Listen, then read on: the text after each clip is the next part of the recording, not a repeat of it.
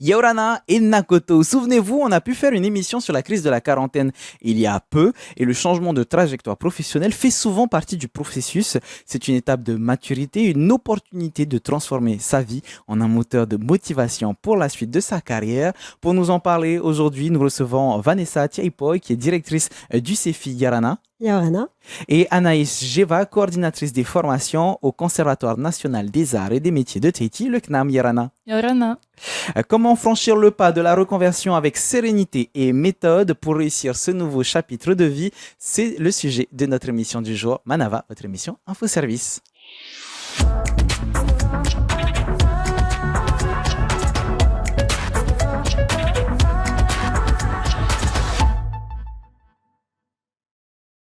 La reconversion professionnelle touche aujourd'hui un nombre croissant de travailleurs. La reconversion professionnelle peut naître d'une lassitude, d'une prise de conscience. Ce n'est pas une situation à prendre du jour au lendemain, mais changer de parcours peut se faire si on se pose les bonnes questions. Pour les plus de 40 ans, cette démarche est souvent motivée par une quête de sens, puisque un candidat sur deux à la reconversion déclare vouloir exercer un métier plus en phase avec leurs valeurs personnel. Justement, Vanessa, cette quête de sens, c'est ce qui fait le premier pas vers ce changement de carrière, cette reconversion professionnelle?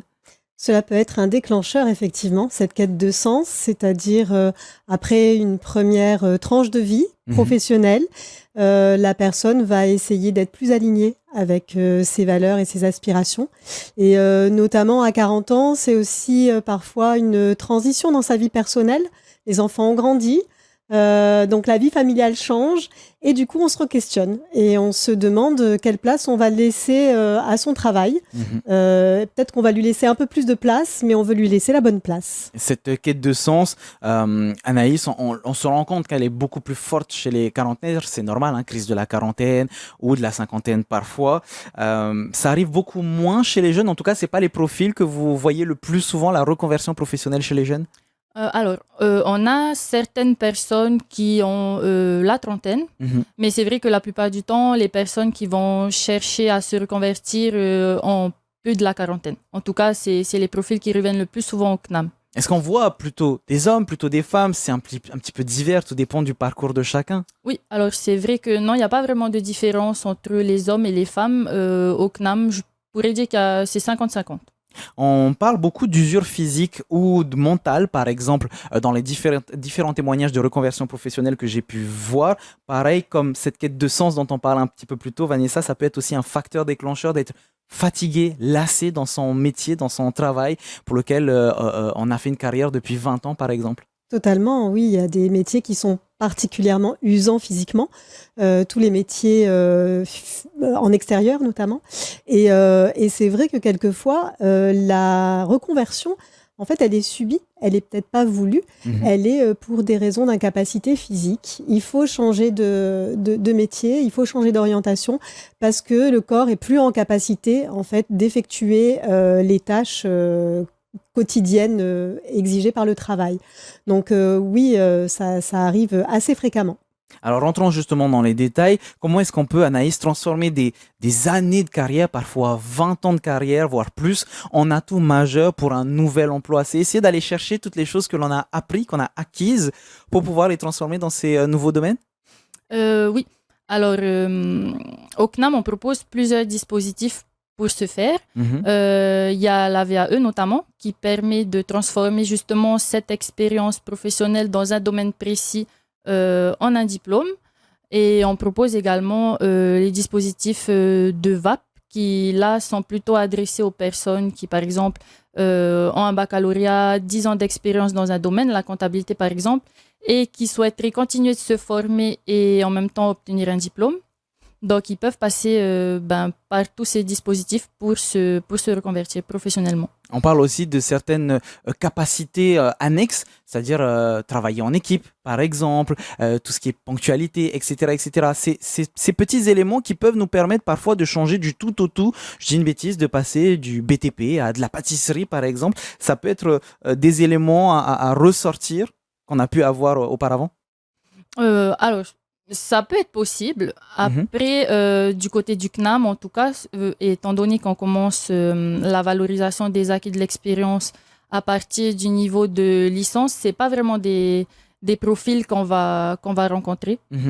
Au contraire, on accompagne plutôt des personnes qui ont déjà de l'expérience dans un domaine, justement à valoriser leur expérience et à valider un diplôme. Mais on a très rarement des personnes qui vont, comme tu disais, passer du BTP au secteur de la pâtisserie, par exemple, même si c'est des diplômes qu'on ne propose pas en soi au CNAM, mais c'est plutôt rare. Et je vois que tu essayais de réagir depuis tout à l'heure, Vanessa. Non, c'est vrai qu'il y a deux types vraiment de profils. On a quand même une partie des personnes qui vont faire ce qu'on appelle une reconversion 360 degrés, on repart sur un autre projet.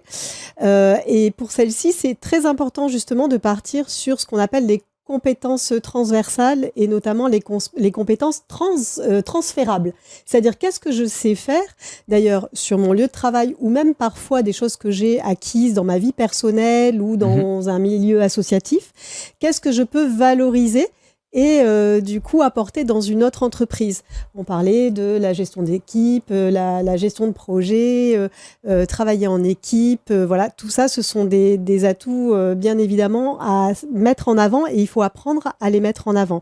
Pour ça, c'est possible de bénéficier d'un accompagnement par un conseiller en évolution professionnelle au CEFI, donc qui va faire un diagnostic avec la personne et qui va essayer de déceler un petit peu toutes ces compétences.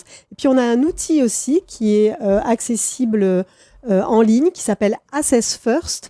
Et cet outil-là permet de faire un petit test, justement, pour tester ses motivations et ses capacités assez générales et transversales, et qui identifie les métiers vers lesquels on pourrait s'orienter. Alors, on va en parler de ces informations et des outils qui pourront vous aider en fin d'émission. Mais avant, si on revient à la base, puisque là, on parle de ces compétences transversales, compétences liées au métier. Mais la première question, c'est comment est-ce qu'on choisit cette nouvelle filière, Vanessa? Est-ce qu'on l'a choisie en fonction de la filière porteuse et pertinente dans les 10, 15, 20 ans pour avoir une certaine pertinence sur la suite de sa carrière? Ou est-ce qu'on identifie plutôt ses valeurs propres? Comment est-ce que ça se passe généralement? C'est un combiné de tout ça. Il faut effectivement être en accord avec ses valeurs. Comme je disais, à 40 ans, on est plus à même en tout cas d'identifier ces valeurs-là. Mais après, il faut un certain raisonnement logique. C'est se dire, je vais m'orienter vers une filière plutôt porteuse dans laquelle je vais trouver du travail. Ce serait mieux plutôt que d'aller vers une voie où ce sera complètement bouché. Et puis aussi, comme on le disait, réfléchir à ce que je sais déjà faire et dans ce que je sais faire, qu'est-ce que je peux transférer à un autre domaine. Et là, c'est vrai que l'accompagnement de professionnels est un bon conseil. Donc, ça peut être par des prestations chez effectivement différents organismes qui proposent des bilans de compétences ou voilà, la VAE, c'est encore une autre prestation qui est possible. Et une introspection, voilà, qu'on peut faire avec soi et avec sa famille. Alors justement, si on parle de VAE, tu en as parlé déjà un petit peu tout à l'heure, Anaïs. Donc il y a des VAE qui sont disponibles dans ce sens. Tout dépend bien sûr du domaine. Vous ne faites pas de la pâtisserie par exemple, si je reviens sur cet exemple. Mais est-ce que le diplôme, c'est un sésame pour cette reconversion, pour aller dans une nouvelle entreprise par exemple? C'est un précieux sésame? Alors oui. C'est important pour les personnes qui viennent justement chez nous pour avoir une VAE.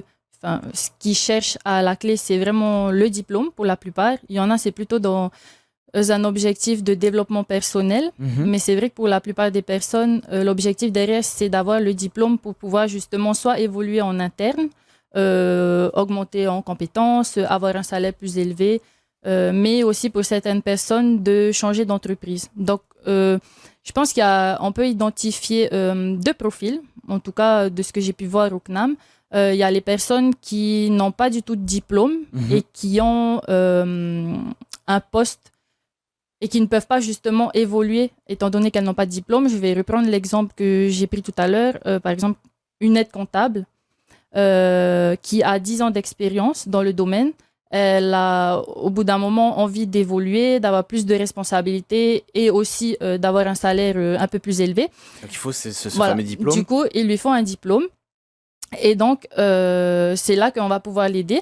Et il y a aussi d'autres personnes qui ont déjà un bon poste qui sont déjà, par exemple, directeurs commerciaux, qui ont plus de 20 ans d'expérience derrière eux dans ce domaine, mais qui n'ont pas de diplôme. Et justement, ils ont besoin aussi d'obtenir ce diplôme, déjà personnellement. C'est un défi personnel qu'ils souhaitent relever, et également, pour certains, changer d'entreprise. Hyper intéressant, puisque tu nous parles de ce défi qui est un peu plus personnel, Vanessa. C'est challengeant finalement quand on fait une reconversion professionnelle, en tout cas de tous les profils que j'ai pu rencontrer et tous les témoignages que j'ai pu lire.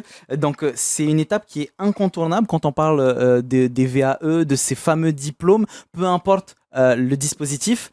Réussir à avoir quelque chose de concret comme un diplôme, c'est la première étape concrète qui nous permet justement d'aller vers la reconversion. Oui, le diplôme, c'est un passeport en fait, c'est un passeport pour le travail. Donc c'est aussi pour ça que ces personnes-là ont envie d'être reconnues par le monde professionnel. Et du coup, ça va avec une valorisation personnelle. C'est dire, j'ai tant d'années d'expérience au service d'une entreprise, et c'est reconnu par l'ensemble des professionnels. Et dans cette démarche, c'est vrai que ce qui est fondamental, c'est d'être accompagné par son entourage proche. Parce que ça bouscule quand même, ça bouscule cette reconversion. Et il faut être bien ancré au sein même de sa famille et soutenu, parce que ça vient se surajouter à son travail qu'on menait pour ceux qui sont encore en activité, à la charge de travail habituelle. Il faut en plus se mobiliser pour aller chercher justement ce diplôme. Et tu permets une transition parfaite finalement, puisqu'on parle de ce sentiment de devoir repartir à zéro, alors que certains ont un statut de cadre, un statut d'expert, et souvent on ne voit pas dans la reconversion professionnelle cette lourdeur, cette charge qu'il y a sur les épaules de ceux et celles qui font ce choix. Oui, alors déjà le changement, ça fait toujours peur, c'est une charge évidente, mais en plus là on se met quelque part en danger. Il y a toujours ce risque de se dire, et si jamais je n'arrivais pas à avoir cette reconnaissance. Dans ces reconversions, il y a aussi ceux qui se lancent vers l'entrepreneuriat. C'est souvent le cas à 40 ans, dans les exemples que donnait Anaïs, notamment de personnes avec des postes à responsabilité. Souvent ils se disent, j'aimerais bien me lancer à mon propre compte.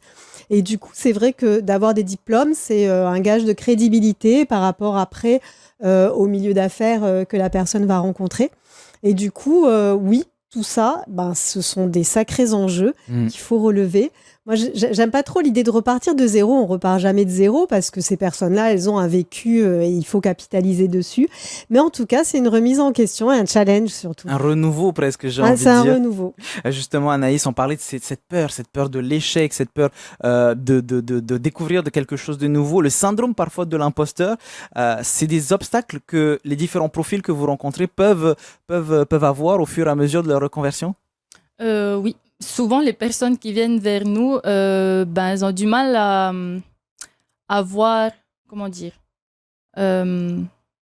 avoir leur capacité d'apprentissage, par exemple. Elles ont du mal à voir ça, ou celles qui s'engagent en VAE ont du mal, par exemple, à valoriser leur expérience, à se dire que tout ce qu'elles ont fait, ça vaut quelque chose, et ça peut permettre d'obtenir un diplôme.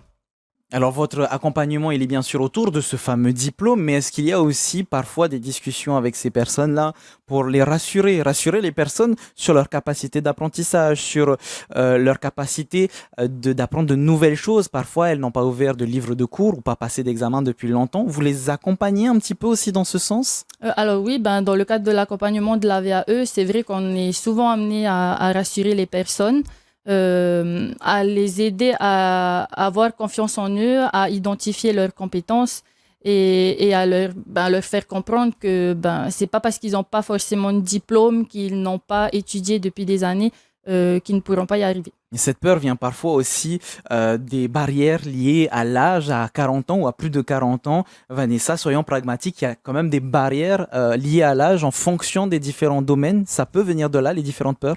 En fait, à tout âge, il y a ses avantages et puis ses inconvénients. À 40 ans, oui, on se dit, il y a tous les jeunes derrière qui poussent et à qui on aimerait bien laisser la place. Donc oui, on peut se dire, oh là là, est-ce qu'il ne serait pas trop tard? Néanmoins, à 40 ans, on a aussi une certaine maturité, une expérience. Une sagesse. Et donc cette fameuse expérience dont tous les employeurs sont friands, à valoriser justement et montrer que tout ce chemin qui a été parcouru, ça va être au bénéfice du futur employeur. Donc, c'est toujours pareil, sur le marché du travail, c'est la meilleure façon de réussir à se vendre et donc à faire parfois de ses défauts un gros avantage. Si on revient sur les dispositifs dont on parlait tout à l'heure, VAE, VAPP, il y a aussi les cours du soir. Parlons-en avec toi, Anaïs, puisque la reprise d'études et la vie de famille, parfois remplie, parfois avec beaucoup de responsabilités. Comment est-ce qu'on fait pour gérer les deux? Je suppose que c'est une organisation de concert avec la famille, justement. Oui. Alors, la plupart des personnes qu'on a en formation ont déjà effectivement un mari, une femme, des enfants, un travail. Donc, je pense qu'avant de venir au CNAM, ils ont déjà bien réfléchi à leur projet et qu'ils sont prêts et motivés à le faire. Et c'est justement tout l'avantage des formations qui ont lieu en cours du soir, puisque ça permet de concilier les deux. On continue à travailler la journée. On vient en cours de 17h à 20h, 2 à 3 fois par semaine. Et après les cours, les autres jours, on peut également profiter de sa famille. Donc, je pense que c'est un bon moyen de concilier vie personnelle, professionnelle et donc la reprise d'études. Et il y a aussi la possibilité pour ceux qui ne souhaitent pas venir faire des cours en présentiel ou qui habitent par exemple dans les îles, de s'orienter vers la formation à distance. Okay. Donc, c'est tout simple. Selon la formation que tu choisis, tu auras accès à des cours en ligne sur un espace numérique de formation et ça te permet justement d'organiser ton emploi du temps en fonction de ton travail, de ta famille et de suivre tes cours en autonomie et à l'issue de valider un diplôme. Et toujours dans l'idée d'aller vers cette validation de ses acquis, par exemple, ou voir juste la découverte, il y a parfois des immersions professionnelles, des stages courts qui peuvent être formateurs, décisifs. Est-ce que ce serait une étape qu'on recommande à ceux et celles qui font une reconversion professionnelle? Oui, je pense que cette immersion en situation réelle est nécessaire, surtout si la reconversion concerne un métier qui est très très éloigné de celui qu'on exerce déjà. BTP pâtisserie, si on reprend par exemple, parce que même si c'est anecdotique, ça peut arriver quand même. Okay. Du coup, il est vrai que si la personne est sans emploi au moment de sa reconversion, le CEFI propose des stages, des tiatouri, et notamment un stage de 2 semaines, le tiatouri AO, qui est un stage de découverte. C'est intéressant de confronter un peu les représentations qu'on a du métier. On se dit, oh, tiens, ça a l'air bien, ça me correspondrait. D'aller voir dans la réalité qu'est-ce que c'est. Parce que soit ça conforte, soit au contraire, on se dit, ah, mais c'est pas du tout ce à quoi je m'attendais. Entre la théorie et la pratique, il y a une différence. Ouais. Et on gagne du temps. Parce que du coup, on va chercher ailleurs. Donc voilà, il y a ce stage-là. Après, il y a des stages qui sont plus longs, notamment lorsque on n'a pas de formation disponible pour arriver à ce métier. On peut parfois gagner ses compétences par un stage en situation. Donc, c'est le tiatouri AMO. C'est un stage de 8 mois, par exemple, pour gagner des compétences vraiment très spécifiques à un métier. Et on terminera finalement notre émission en disant, Anaïs, que y a une phrase qui dit qu'il n'est jamais trop tard pour se réinventer, se redécouvrir. C'est quelque chose que tu confirmes, justement? Oui, je confirme. Et il n'est jamais trop tard pour se lancer. Et justement, j'invite toutes les personnes qui ont des années d'expérience derrière elles, qui ont envie d'évoluer personnellement et professionnellement, à se lancer vers ces dispositifs. Chez nous, on a la majorité des personnes qui se lancent dans la VAE et aussi en formation au cours du soir qui ont plus de 40 ans. Donc, je pense que oui, il n'est jamais trop tard pour se lancer. Vanessa, une réaction sur cette phrase justement, le fait qu'il n'est jamais trop tard pour se réinventer, se redécouvrir? Alors, complètement d'accord et puis surtout, il faut juste trouver sa bonne place, en fait, sur le marché du travail. Donc, ça, je suis sûre qu'il y a de la place pour tout le monde et pour que chacun s'épanouisse dans sa vie professionnelle. La reconversion après 40 ans, c'est un acte de résilience et de courage qui porte souvent ses fruits. Selon une étude récente de 2026, sous 6 mois, le taux de réussite des reconversions est de 61%, donc c'est très encourageant. On va poursuivre tout de suite avec vos questions express, c'est tout de suite en images. Yorana, je suis Claude Piritois et je viens vous parler de ma reconversion professionnelle.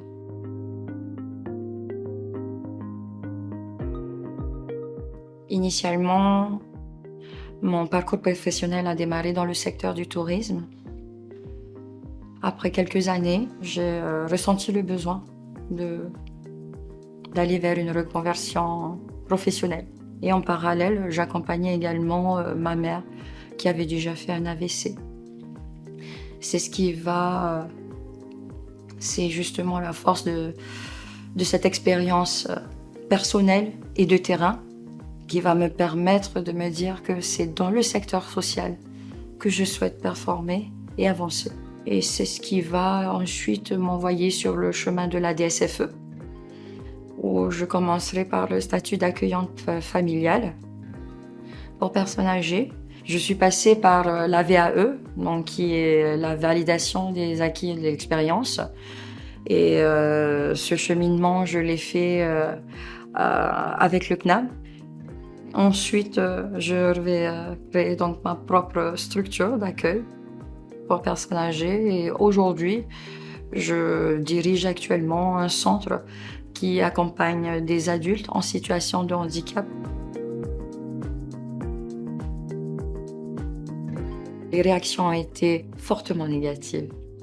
Je suis issue d'un cadre familial où l'on est éduqué de manière à « ok, tu vas à l'école, tu fais une formation, tu suis des études, tu te cherches un travail et donc un CDI ». Ils étaient inquiets, ils avaient peur. Aujourd'hui, ils me félicitent tous les jours.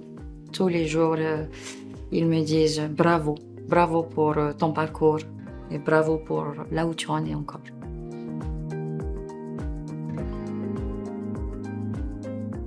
Ça a donné du sens dans ma logique initialement de carrière.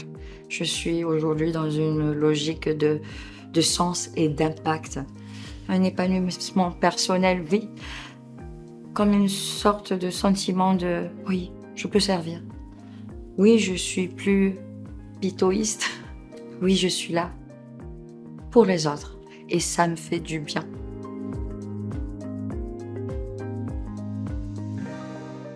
Je lui dirais, n'attends pas d'être prête pour te lancer. Nos plus grandes barrières sont nos propres doutes, pas nos capacités. Dès lors que tu sens que dans ton travail, il manque du sens, c'est déjà un signal. Donc, vas-y, donne du sens à ce que tu fais, parce que parallèlement, ça va avec ton savoir-être et c'est ce qui va te permettre ensuite de développer au fur et à mesure ton savoir-faire. Il faut oser. Ce n'est pas le parcours le plus linéaire qui est le plus riche, c'est celui qui te donne du sens à ta vie.